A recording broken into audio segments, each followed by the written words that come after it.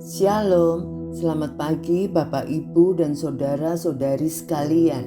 Bersyukur untuk pagi hari yang cerah dan pemeliharaan Tuhan yang luar biasa setiap hari. Mari kita berdoa untuk siap mendengar renungan firman Tuhan pagi hari ini. Selamat pagi Bapa yang baik, kami bersyukur untuk penyertaan-Mu sepanjang malam hingga pagi hari ini kami bangun dengan tubuh yang sehat. Engkau adalah Allah yang setia. Kami siap menerima berkat yang baru pada pagi hari ini.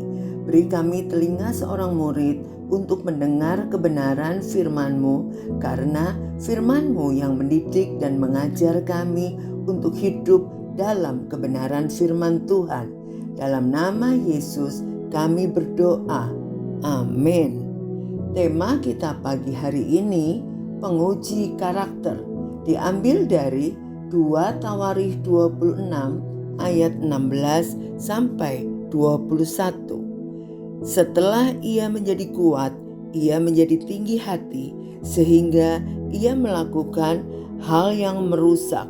Ia berubah setia kepada Tuhan Allahnya dan memasuki bait Tuhan untuk membakar ukupan di atas mezbah pembakaran ukupan. Tetapi Imam Azaria mengikutinya dari belakang bersama-sama 80 imam Tuhan, orang-orang yang tegas. Mereka berdiri di depan Raja Uzia dan berkata kepadanya, "Hai Uzia, engkau tidak berhak membakar ukupan kepada Tuhan. Hanyalah imam-imam keturunan Harun yang telah dikuduskan yang berhak membakar ukupan. Keluarlah dari tempat kudus ini, karena engkau telah berubah setia. Engkau tidak akan memperoleh kehormatan dari Tuhan Allah karena hal ini." Tetapi Uzia dengan bokor ukupan di tangannya untuk dibakar menjadi marah. Sementara amarahnya meluap terhadap para imam, timbullah penyakit kusta pada dahinya di hadapan para imam di rumah Tuhan, dekat mezbah pembakaran ukupan. Imam kepala Azaria dan semua imam lainnya memandang kepadanya, dan sesungguhnya ia sakit kusta pada dahinya.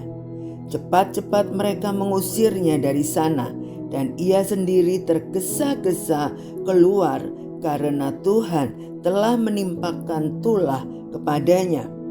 Raja Uzia sakit kusta sampai kepada hari matinya, dan sebagai orang yang sakit kusta, ia tinggal dalam sebuah rumah pengasingan karena ia dikucilkan dari rumah Tuhan. Dan Yotam anaknya mengepalai istana raja dan menjalankan pemerintahan atas rakyat negeri itu.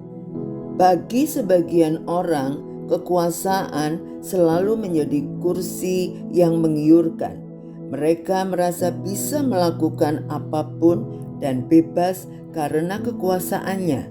Tetapi kekuasaan justru menjadi tempat yang licin. Tidak sedikit yang jatuh tergelincir.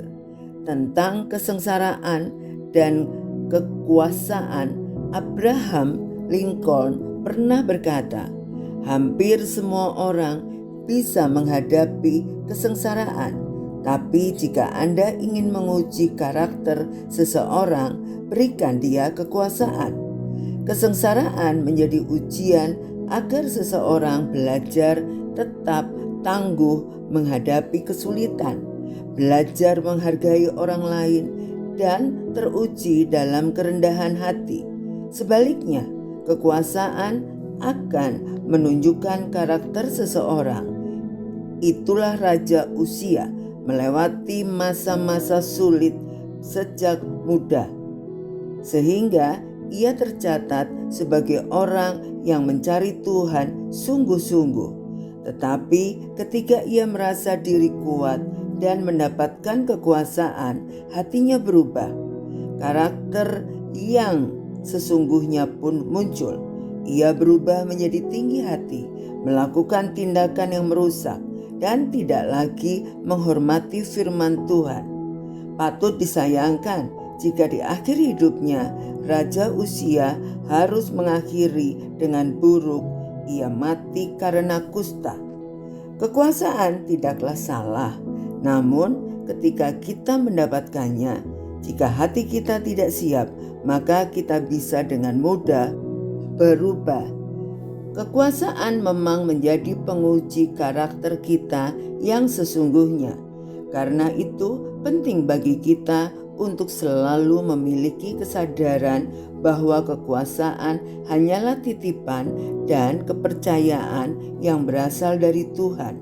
Kekuasaan diberikan untuk membahagiakan orang lain, bukan diri sendiri. Di sanalah merendahkan hati kita akan tetap terpelihara dengan baik. Kesengsaraan membentuk karakter, kekuasaan menguji karakter. Mari kita berdoa.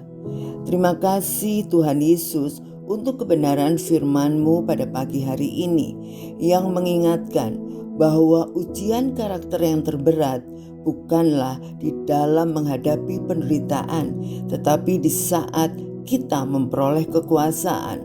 Ampuni kami Bapa, bila kami di dalam keadaan mampu melakukan segala sesuatu, kami jatuh di dalam dosa karena kesombongan, karena menyalahgunakan kebebasan.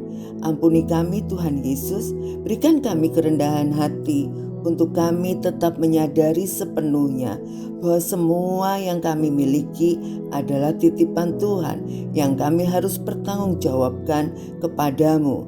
Jadikan kami saluran berkat bagi orang-orang di sekitar kami melalui apa yang Tuhan percayakan dalam hidup kami. Dalam nama Tuhan Yesus kami berdoa dan mengucap syukur. Amin. Selamat beraktivitas. Tuhan Yesus memberkati.